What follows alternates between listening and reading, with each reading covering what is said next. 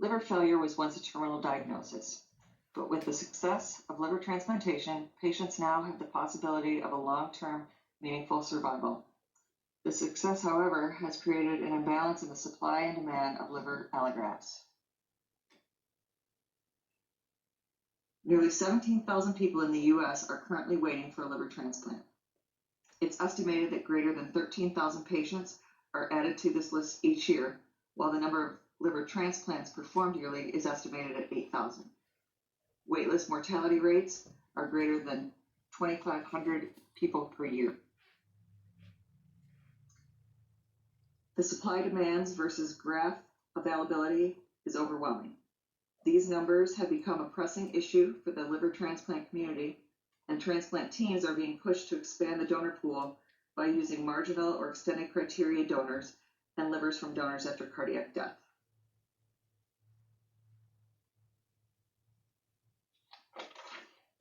The Donor Risk Index was established in 2012.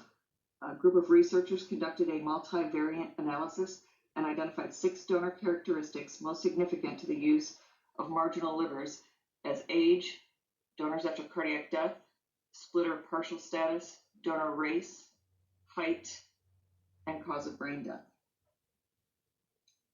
UNOS currently uses the kidney allocation criteria, which is donor greater than 60 years, donors between 50 and 59 years with 2 of the following: a history of hypertension, a creatinine greater than or equal to 1.5, and stroke being the cause of death.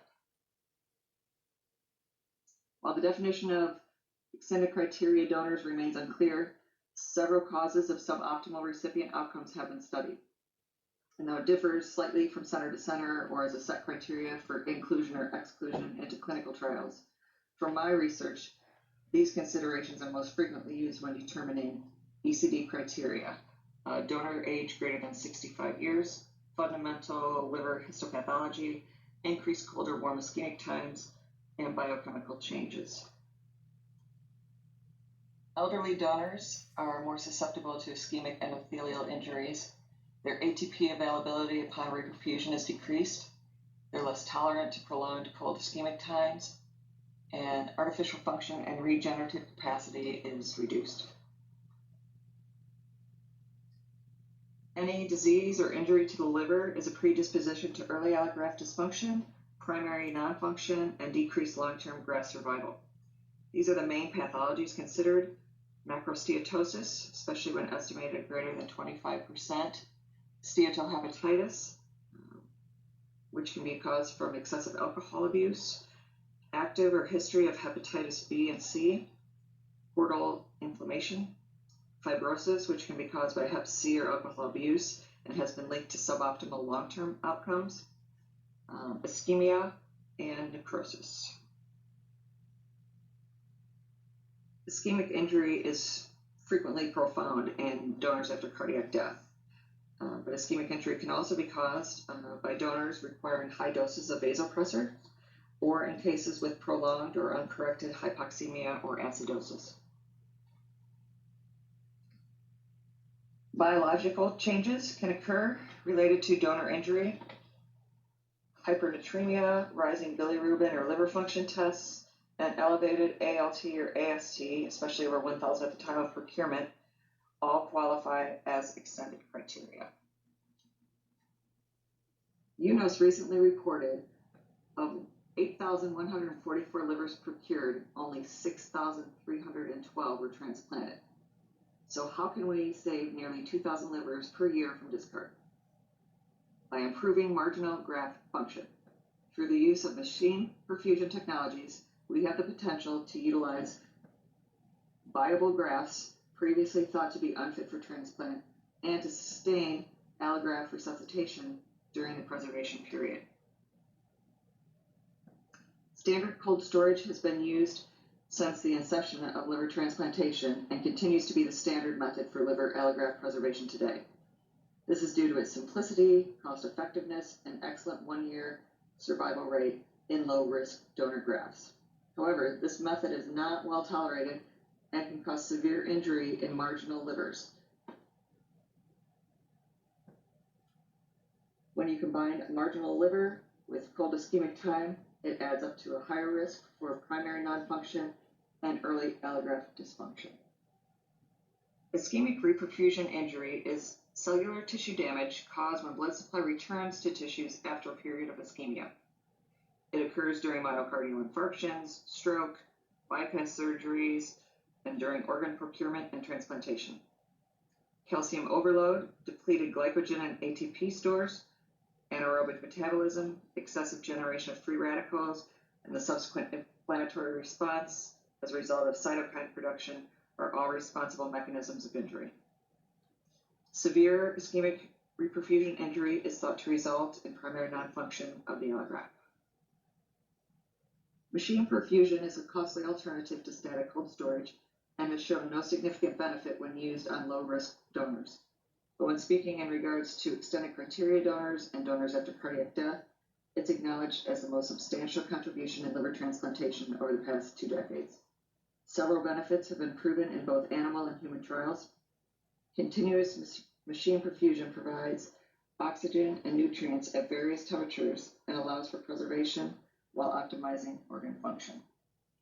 Normothermic machine perfusion is used to reduce the duration of cold storage and can reduce cold ischemic time by 90%. When utilized after ischemia, it triggers an inflammatory response related to the mitochondrial-derived reactive oxygen species. There is increasing evidence that these species function as signaling molecules during normothermic perfusion techniques. So the objective of the normothermic intervention is to capture reactive oxygen and other harmful molecules by use of free radical scavengers in the perfusate and application of cytokine filters into the circuit. Normothermic machine perfusion recreates a near physiologic environment by supplying its nutrients and oxygen at normothermic conditions. It can be utilized in donors before procurement, throughout transport, or at the recipient hospital prior to implantation. It allows for viability and functional testing of the organ and is therefore a tool to better select grafts considered marginal and unsuitable for transplantation. The main function of the liver is bioproduction, which can only occur at warm temperatures. Therefore, a good determinant of viable liver function is when bioproduction can be visualized after application of the normothermic perfusion. Once the liver is connected, it will start aerobic metabolism, which will reduce lactate and can prevent further deterioration of the graft prior to implantation. The lactate levels in the perfusate can be used as markers to follow the viability of the graft throughout the preservation period. It also provides the opportunity to assess various functional issues, as well as providing a glimpse of any organ injury that has occurred. Testing for viability can occur in real time. It allows ex-situ monitoring of liver functions, along with bioproduction. Flow measurements can be obtained, as well as the biochemical analysis of pH, lactate, glucose levels, and other liver function panels. Here are some images of normothermic perfusion during the first minute of application. This is the OrganOx perfusion machine. It is a fully transportable and battery-powered device. This panel here is where you can monitor liver function throughout the preservation and transport period. You have your own self-regulating oxygen supply, your perfusate maintenance, temperatures, pressures, flows, oxygenation, and pH are here. This is a fully disposable, pre-assembled perfusion circuit and organ container, and then it's got a rugged design for transport.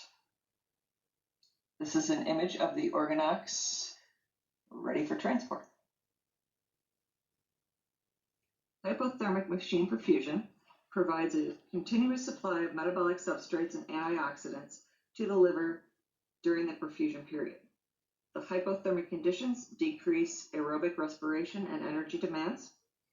The delivery of high-energy metabolic substrates in the perfusate reduce cellular injury due to reperfusion. It also enhances the scavenger role of the antioxidants and prevents accumulation of toxic metabolites and waste products by providing a dilutional washout effect. It can also boost mitochondrial repair and reduce ATP depletion by supporting oxidative phosphorylation. Many benefits of hypothermic machine perfusion have been proven in research studies. A study comparing ATP concentrations of ischemic livers in both HMP and SCS livers showed at 10 hours the HMP livers had greater ATP content in the perfusate than CS livers. This study also provided further evidence that HMP can protect the liver from reactive oxygen substances, which are known to cause oxidative injury and impact cell viability. A separate study by Stegman mimicked marginal livers by cold storing rat livers for 22 hours before a brief warm ischemic time. Then half of the subjects were placed on HMP for 90 minutes. The HMP livers demonstrated increased ATP phosphorylation, and compared to the cold storage livers, HMP livers showed improved vascular resistance, increased bile production, ammonia clearance, and oxygen utilization. In 2010, Dr. James Guerrera at Columbia University was the first researcher to use HMP on human low-risk transplanted livers. This cohort trial had 20 low-risk livers in a cold storage group and 20 in the HMP group. These are the results from the initial phase 1 study. There is most notably a reduction in early allograft dysfunction and hospital length of stay, as well as lower rate of biliary complications in the HMP group versus the cold storage group. These are results from Dr. Guerrera's subsequent study in 2015. In this study, he examined the use of HMP on DCD and high-risk donors. This is the initial clinical trial using the LifePort liver transport for HMP. Most notably from this study, we see a significant reduction in biliary complications, biliary strictures, and hospital length of stay, and a higher 1-year survival rate in the HMP donors as compared to the static cold storage group. These are images of the LifePort liver transporter from that trial. As you can see, here he did use dual cannulation of the portal vein and hepatic artery for perfusion, and it also shows the sleek design, which makes this machine easy for transport. This is an image of a HOPE device, which we will be discussing next. Hypothermic oxygenated machine perfusion is HMP with active oxygenation added to the perfusate. It has the same function and outcomes as HMP, plus the addition of oxygen, which helps recharge cells that have been exposed to extended periods of warm or cold ischemic time to avoid further damage. Without oxygen, the electron transport chain stops running and ATP cannot be produced. HOPE studies by Dubkowski show an 11-fold increase in intrahepatic ATP in the HOPE group as compared to the DCD static cold storage group. They also showed reduction in cellular oxygen deficit and production of ROS, reduced activation of Kupffer cells and endothelium, which then limits the ischemic reperfusion injury, resulting in suppression of immune reaction after transplantation. In a subsequent study, he compared DCD donors treated with HOPE to static cold storage livers from both DCD and DBD donors. This study showed a significant reduction in early allograft dysfunction, decreased biliary complications, and increased 1-year survival rate when the DCD donors were treated with HOPE as compared to DCD donors in the static cold storage group. When the DCD HOPE group was compared to DBD cold storage livers, both groups had similar results in the endpoints being investigated, suggesting HOPE therapy can improve the quality of marginal grafts prior to transplant, allowing for outcomes similar to low-risk grafts. These are images of DHOPE being performed by Life Assist machine. Dual hypothermic oxygenated machine perfusion is the same as HOPE, difference being dual cannulation of both the portal vein and hepatic artery. You have the combined advantage of active oxygenation along with perfusion of the entire liver and biliary tree by the portal vein, and hepatic artery. Preservation of the biliary tree is critical, and since the blood supply is largely dependent on the hepatic artery, some researchers feel single port perfusion via the portal vein may not be adequate to protect the biliary ducts. Dual cannulation also allows for measurement of both portal vein and hepatic artery resistance. This method does have a potential risk of mechanical damage to the hepatic artery and a higher incidence of hepatic artery thrombosis after transplantation. Another DHOPE image where you can see infusion through both the hepatic artery and the portal vein. Dutkowski, a leading researcher in this field, prefers single perfusion via the portal vein.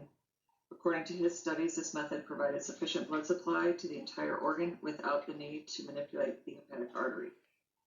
Guerrera, our leading researcher in the US, used dual portal perfusion in his clinical trial with no increased rate of arterial complications. Research studies using DHOPE have reported significantly lower histological signs of bile duct injury, have had less than 5% rate of non-anastomotic strictures, or NAS, significantly lower ALT and bilirubin levels 7 days post-op. In a study by Porte, 1 of 10 in the DHOPE group had NAS, which was able to be treated with endoscopic stents, as compared to his DCD static cold storage group, where 7 out of the 20 patients developed NAS. 4 of these were treated with stents, but 3 of those 4 ultimately needed retransplantation. 2 of the group had massive biliary necrosis leading to retransplantation, and 1 patient had hepatic artery thrombosis resulting in loss of the graft. There were also 3 deaths in this group due to post-op complications. The 6-month and 1-year graft and patient survival rate in the DHOPE group was 100%, proving this therapy to be protective in DCD liver grafts with the potential to restore hepatic cellular energy status. These are 2 other perfusion machines, the Lancet and the Transmedic version. Ischemic reperfusion injury is a primary cause of graft loss in DCD and ECD donors. With the use of NMP to reduce cold ischemia or perfusion therapy with HMP, HOPE, or DHOPE, these marginal grafts can be protected from further injury and evaluated for viability prior to transplantation. This will allow for better short and long-term outcomes and increased donor pool. Machine perfusion is now a clinical reality. Research shows extensive favorable benefits with its utilization, such as fewer incidents of primary nonfunction, early allograft dysfunction, biliary complications. It's shown a reduction in preservation-related complications, shortened length of ICU and hospital length of stays, and has had improved long-term outcomes for recipients. It also allows DCD and ECD allografts to be safe and viable donor options, helping to bridge the gap between supply and demand. These machine perfusion technologies are creating a foundation for further advancements in ex vivo perfusion therapies. Research is underway on innovative pharmacologic and stem cell therapies, as well as progress towards genetic interventions.